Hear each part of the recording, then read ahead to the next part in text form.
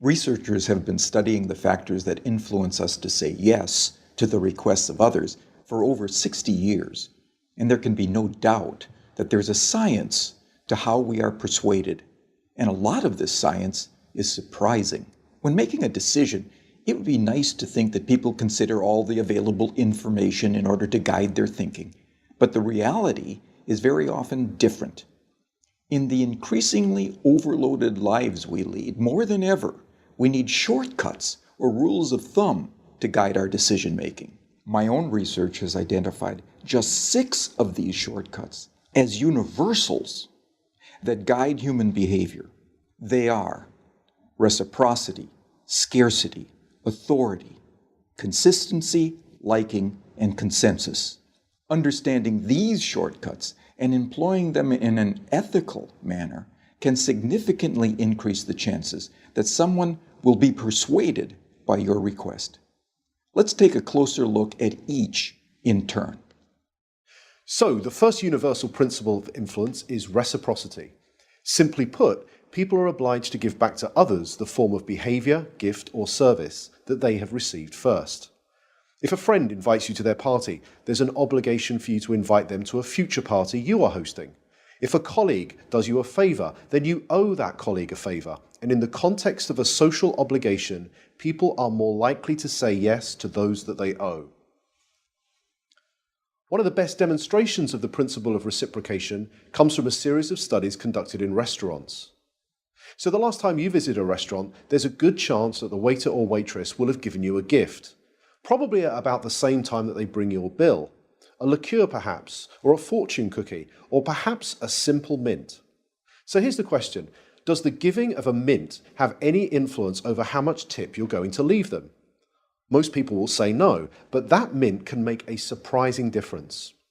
In the study, giving diners a single mint at the end of their meal typically increased tips by around 3%.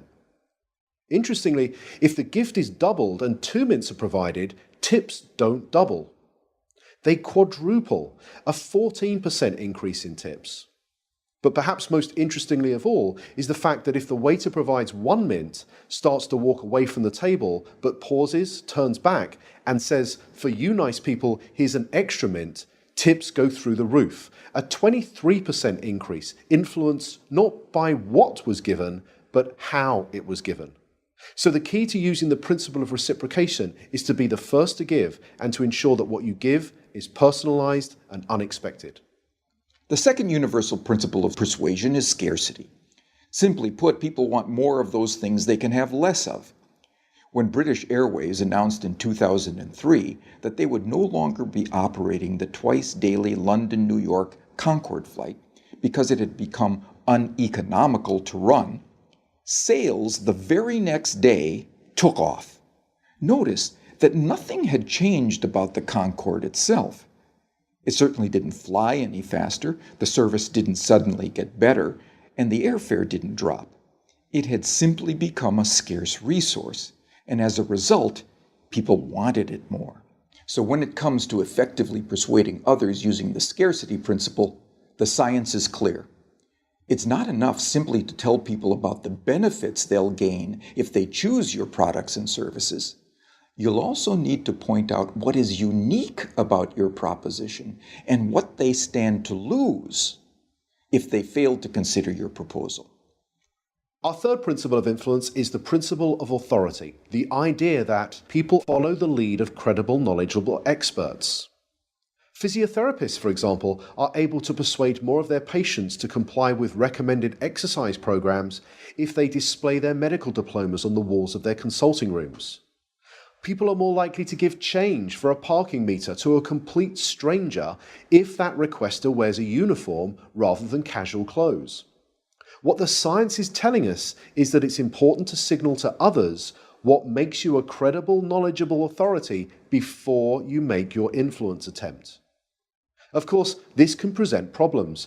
You can hardly go around telling potential customers how brilliant you are, but you can certainly arrange for someone to do it for you. And surprisingly, the science tells us that it doesn't seem to matter if the person who introduces you is not only connected to you, but also likely to prosper from the introduction themselves. One group of real estate agents were able to increase both the number of property appraisals and the number of subsequent contracts that they wrote by arranging for reception staff who answered customer inquiries to first mention their colleagues' credentials and expertise. So, customers interested in letting a property were told, "Lettings? Let me connect you with Sandra, who has over 15 years' experience letting properties in this area." Customers who wanted more information about selling properties were told, "Speak to Peter, our head of sales. He has over 20 years' experience selling properties. I'll put you through now." The impact of this expert introduction led to a 20% rise in the number of appointments and a 15% increase in the number of signed contracts. Not bad for a small change informed from persuasion science that was both ethical and costless to implement. The next principle is consistency. People like to be consistent with the things they have previously said or done. Consistency is activated by looking for and asking for small initial commitments that can be made. In one famous set of studies, researchers found, rather unsurprisingly, that very few people would be willing to erect an unsightly wooden board on their front lawn to support a Drive Safely campaign in their neighborhood. However, in a similar neighborhood close by, 4 times as many homeowners indicated that they would be willing to erect this unsightly billboard. Why? Because 10 days previously, they had agreed to place a small postcard in the front window of their home that signaled their support for a Drive Safely campaign. That small card was the initial commitment that led to a 400% increase in a much bigger but still consistent change. So, when seeking to influence using the consistency principle, the detective of influence looks for voluntary, active, and public commitments and ideally gets those commitments in writing. For example, one recent study reduced missed appointments at health centers by 18%, simply by asking the patients rather than the staff to write down appointment details on the future appointment card. The fifth principle is the principle of liking. People prefer to say yes to those that they like. But what causes one person to like another? Persuasion science tells us that there are 3 important factors. We like people who are similar to us, we like people who pay us compliments, and we like people who cooperate with us towards mutual goals. As more and more of the interactions that we are having take place online, it might be worth asking whether these factors can be employed effectively in, let's say, online negotiations. In a series of negotiation studies carried out between MBA students at 2 well-known business schools, some groups were told, "Time is money, get straight down to business." In this group, around 55% were able to come to an agreement. A second group, however, were told, "Before you begin negotiating, exchange some personal information with each other. Identify a similarity you share in common, then begin negotiating." In this group, 90% of them were able to come to successful and agreeable outcomes that were typically worth 18% more to both parties. So to harness this powerful principle of liking, be sure to look for areas of similarity that you share with others and genuine compliments you could give before you get down to business.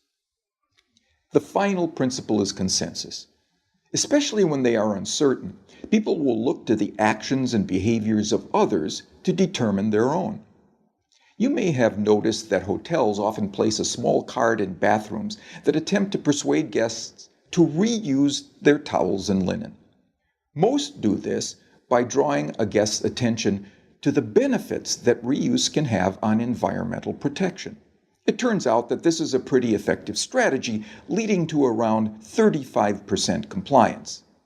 But could there be an even more effective way? Well, it turns out that about 75% of people who check into a hotel for 4 nights or longer will reuse their towels at some point during their stay. So what would happen if we took a lesson from the principle of consensus and simply included that information on the cards and said that 75% of our guests reuse their towels at some time during their stay, so please do so as well. It turns out that when we do this, towel reuse rises by 26%. Now imagine the next time you stay in a hotel, you saw one of these signs. You picked it up and you read the following message. 75% of people who have stayed in this room have reused their towel. What would you think? Well, here's what you might think. I hope they're not the same towels. And like most people, you'd probably think that this sign will have no influence on your behavior whatsoever. But it turns out that changing just a few words on a sign to honestly point out what comparable previous guests have done was the single most effective message, leading to a 33% increase in reuse. So, the science is telling us that rather than relying on our own ability to persuade others, we can point to what many others are already doing, especially many similar others. So there we have it, 6 scientifically validated principles of persuasion that provide for small, practical, often costless changes that can lead to big differences in your ability to influence and persuade others in an entirely ethical way. They are the secrets from the science of persuasion.